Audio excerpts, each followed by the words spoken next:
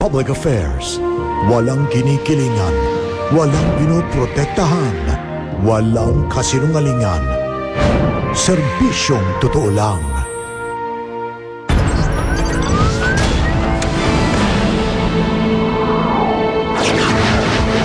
Mga kapuso, sa nagdaang taong 2009, mainam balikan natin ang mga alaala ng katiwalian, ng krimen, ng panloloko, ng pananakit at pagsasamantala ng tao sa kapwa-tao. Pero mas mahalaga na ating maalaala na ang lahat ng kasamaang yan na ibulgar sa publiko at ginawa ng paraan para matuldukan. Magandang gabi po, ako si Mike Enriquez at ito ang investigador. Hopyang baboy na baboy na baboy, lumang tinapay na ginagawang ukay-ukay, janitor fish na sangkap sa patis. Mga pagkain na kapag nakita ninyo, mapapansyeta talaga kayo. Bistado ngayong taong ito ang secret ingredients ng mga pasaway na negosyante sa ating mga pagkain.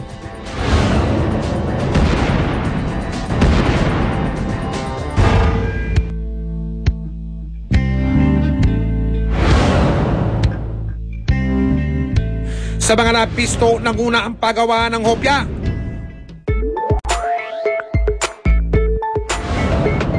Ang Chong Lai Food Center, malinis ang labas, naka-tiles ang sahig, maayos ang lalagyan ng paninda at maaliwalas ang paligid. Akalain nyo bang may himala? Pagpasok sa loob, tila isang haunted panaderia ang amin nakita. Hindi man ako mapinturahan, plywood na inaanay na, baliwala lang ako sa kanya. Ngayon, kisamiho namin na tumutulo na yung bubong, binabaliwala pa rin. Pagdating sa bodega, may napansin kami na katabi ng mga harina. Nang aming lapitan, napa-meow kami sa aming nakita. Sa bodega na lang ho, makikita niyo ang dumi ng hayop po doon sa pusa. Anak ng pusa! Ang bodega ginawang palikuran nila Muning. Mabenta raw talaga ang kanilang hopya.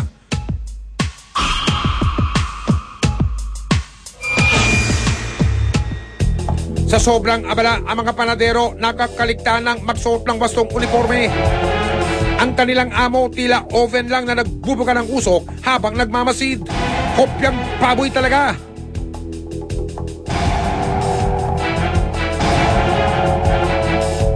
Meron namang bake shop sa Ongpina dinarayo para sa malinamnam at laging bagong mga tinapay. Sa aming pag-iimbestiga, nalaman namin ang mga tinapay dito pagsapit ng gabi. Tila naka-closing sale na? Mas mura dun sa Aroma kaysa sa kasi mura na sa kanila 8 na lang eh. Nasa 20 yung original price. Yung pagdating sa luma na, nasa 8 na lang, 5 piso. Ang mga lupang tinapay raw dito, imbis na itapon, ginagawang ukay-ukay. Kinukuha ng mga sidecar boys ang tinapay sa mga panadero. Pagdating sa may basurahan, pinagpipilian. Sakat dinadala sa Aroma sa presyong mababa.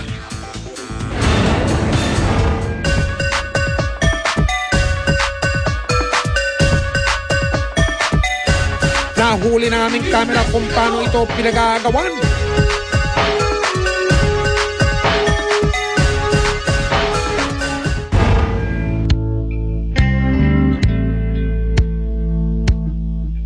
Sa Ilog Marikina, lumalaki at naglulusugan ng mga janitor fish.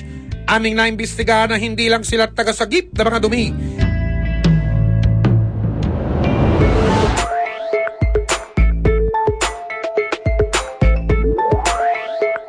Kinukolekta rin ang mga ito para gawing sangkap ng masarap na sausawan.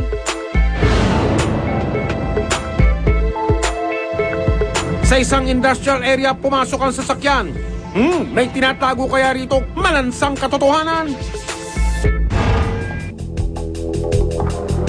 Kinaumagahan sa tulong ng aming asset na pasok namin ang kuta ng kalaban. Una naming nakita ang naghakot na sasakyan. Ang mga janitor fish ang sunod naming namataan. Buhay pa ang ilan, pero patay na ang karamihan. dahil may nabubulok na nakasusulasok ng angamoy sa kapaligiran.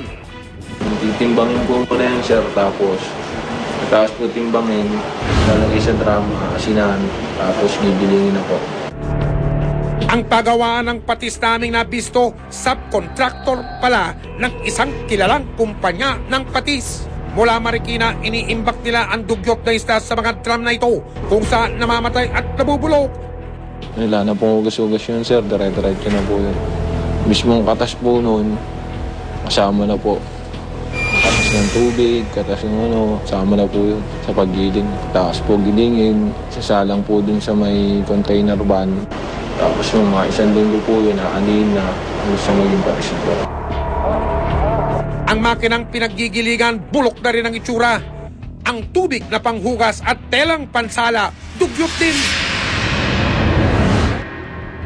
Ang kanilang finished product, kumakalat pa sa iba't ibang supermarket. Walang lugar sa ating sikmura ang mga pagkain ito, kaya inaksyonan isa-isa.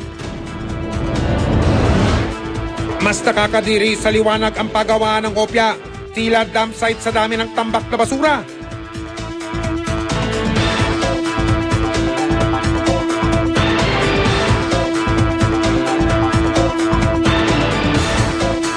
Hindi rin maubos sa mga ipis. May malaki, may maliliit, oh. Ngayon, gumagapang, sa pating lang ito. Eh kung bubaklatin natin yan, lalong na marami lalo yan sa ilalim. Ito pinaka- Grabe ito. Stainless to. Ang mga kagamitan baksak sa kalinisan. Napakarumi. Ito, Hindi pasyado ito. Itong sa flour nila, grinder nila, dapat yan pagka isang gawa, hindi siya. Parang punas na punas yan, smooth na dapat yan. Ito, sana puro kalawang na eh. Kailangan di malinis ito, napakarumi. Napakadumi. Sunod na pinuntirya ang sangkaterbang basura na nakatambak sa likuran ng hopyaan.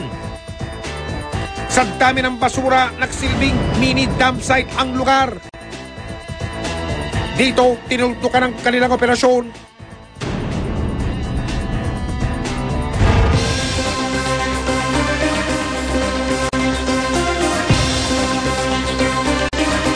Ayon naman sa nagbebenta ng mga hukay na tinapay, hindi pa ito ganap na sira. Yung mga magaganda po ang inaano namin, hindi po mga... Ito mukhang mga ano to eh. Di ba, sira Expired na to eh. na yan para ano. Ngayong araw po na to may expire. Pero kahit nga po bukas pa ilang araw, hindi pa naman nasisira po. Pagka po ang isang tindahan, isang restaurant o isang bakery, kanila na pong ibinilabas yung sabihin, kaya naka-garbage plastic bag eh. Ibig sabihin, yan itatapon na. Kumpiskado ang mga ito. Siniguro naman ng bake shop na ang kanilang mga tinapay hindi na muli marirecycle.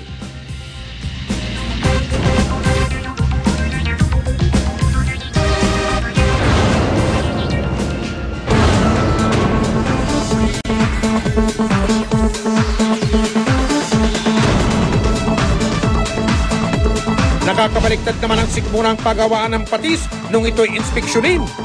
Ang mga drum kung saan iniimbak ang mga patis sa dumi ay walang mintis.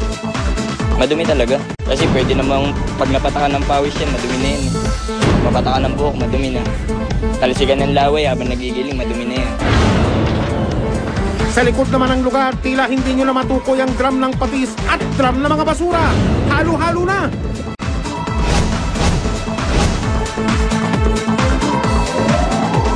Sa aming investigasyon, delikadong sangkap ng patis ang janitor fish. Unang-una, ang janitor fish talaga sa Pilipinas, hindi talaga ginagawa natin patis yan. No? Kung gagawing patis man siya, at saka galing sa maduming tubig na kung saan mayroong contamination ng heavy metals, no? Ito po ay hindi advisable na gagamitin natin. Kung gagamitin natin patis, no? Kahit anong fermentation na gagawin mo, andun pa rin siya. Tuluyang isinara ang pabrika kaya wala nang makakasawsaw sa janitor fish patis. Pagdating sa pagkain, numero 1 ang inyong kaligtasan, mga kapuso. Kaya maging leksyon sana sa mga negosyo ng pagkain ng aming investigasyon. patuloy pa kaming mag-aabang ng inyong mga reklamo ngayong bagong taong ito dahil ang mga pagkaing dugyot hindi dapat tantanan.